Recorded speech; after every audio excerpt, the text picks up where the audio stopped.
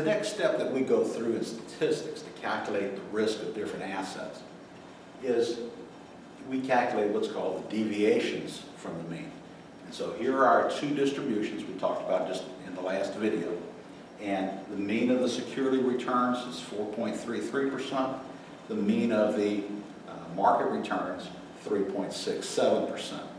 And the next thing we're going to do now is calculate the deviations from the mean. And deviation is defined as the observation minus the mean. And this is true for the security and for the market returns. So deviation is simply the observation minus the mean. For the security, these are the different observations that we have. And of course, this is the mean.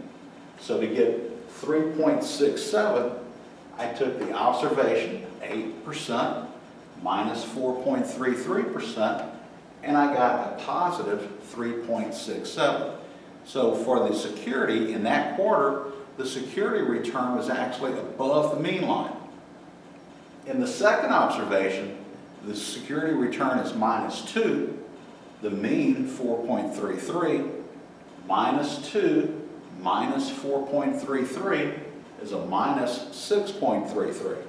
So again, that graph that we did a couple of lectures ago, this observation is below the mean line. It's a negative number, a negative deviation. Here at the third observation, 3 minus 4.33, that's also a negative deviation.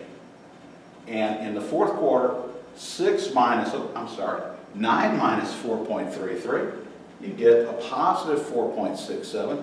In that observation, the observation is actually above the mean line. That's the security deviations. The returns of the security in each quarter minus the mean return, the expected return in each of the quarters. You do the same thing with the market returns. The observation minus the mean. So you'll note over here with the market deviations, the first deviation is a positive 2.33%. Again, meaning the observation is above the mean for the market in that quarter. And indeed, 6 minus 3.67 is 2.33. 1 minus 3.67 is a negative 2.67. So in the second quarter, what do we have? We had the observations for the market are what?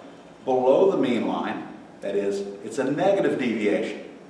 So as you look at these deviations, you can see in each quarter whether they plotted above the mean line, that is, they're positive deviations, or they plotted below the mean line, which means they would have a negative deviation. And you see that for the security returns, the deviations, and for the market deviations.